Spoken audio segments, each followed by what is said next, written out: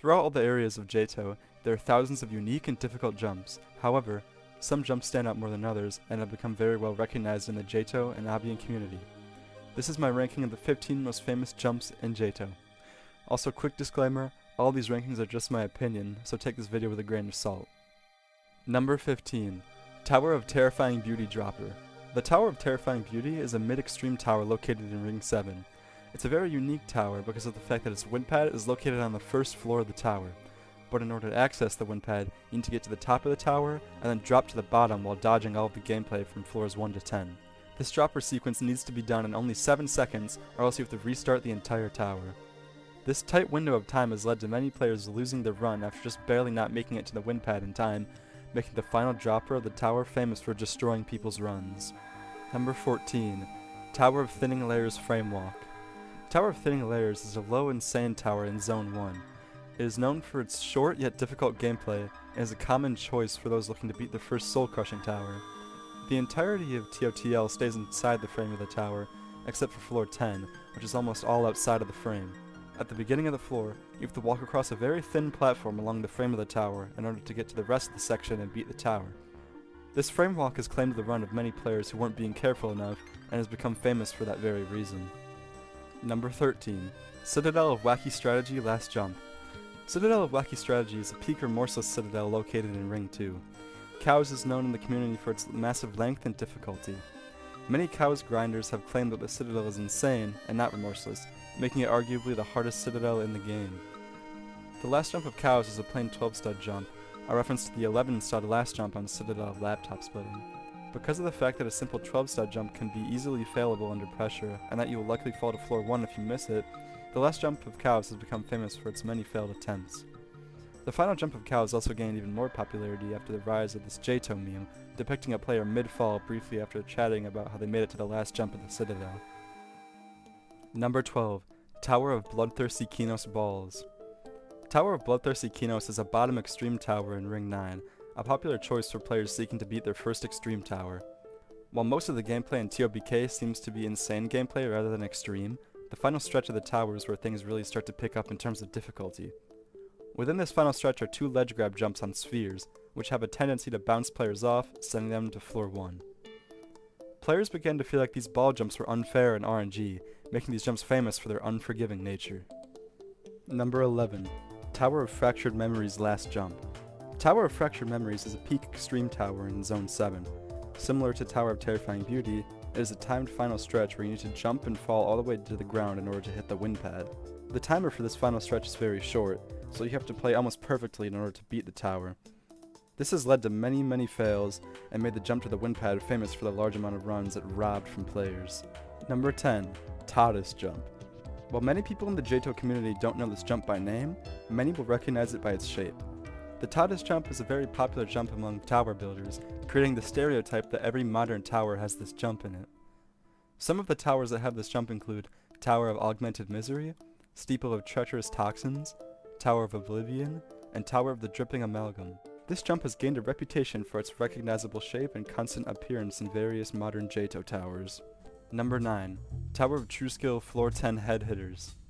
Tower of True Skill is a bottom remorseless tower located in Ring 1. Given the fact that this tower is one of the easiest remorseless towers, and the fact that it is in Ring 1, it is a common option for players looking to beat their first remorseless tower. Floor 10 of Tower of True Skill is generally considered to be quite easy, except for the fact that it has head hitters right before the wind pad that have gaps smaller than the player model. This makes the head hitters significantly harder, and often leads to a ruined run if the player isn't careful enough.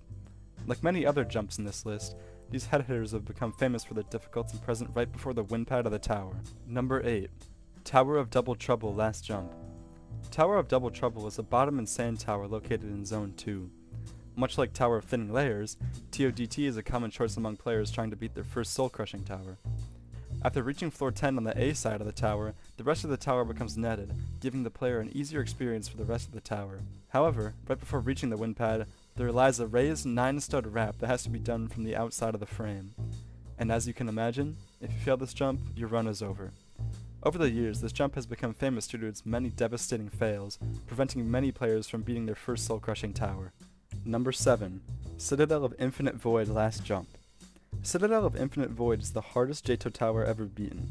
a bottom unreal citadel located in Pit of Misery with only a few victors as of recording this video.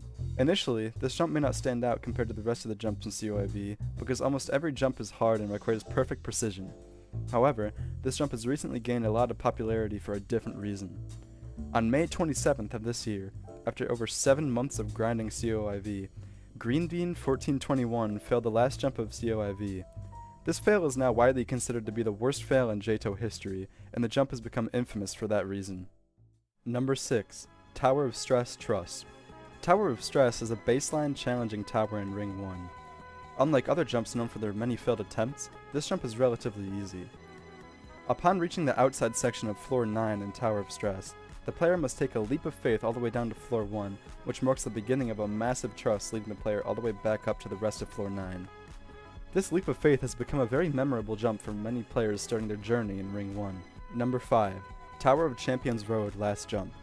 Tower of Champions Road is a high catastrophic tower located in Ring 9, known for its very difficult purist gameplay. Before the release of Ring 9, some hobbyists were already grinding the tower. One of these hobbyists was my fart, who reached the last jump of the tower before falling into the big neon orb below. This fail became one of the most popular fails at the time, and the jump was nerfed upon the release of Ring 9. Number 4. Tower of Inevitable Failure Final Jump.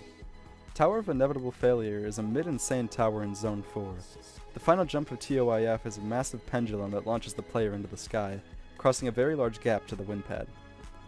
While this jump is relatively easy, some people still manage to miss the jump, making for some very miserable fails. This jump is mainly popular for its unique style and its similar use in Tower of Fractured Memories as well. Number 3. Citadel of Laptop Splitting Last Jump. Citadel of Laptop Splitting is a mid-intense citadel in Ring 1. It is a very memorable citadel for many players in the JToH community. Cole is as many players as first citadel, and one of their first more difficult grinds in the game. At the end of the citadel lies an 11-stud long jump.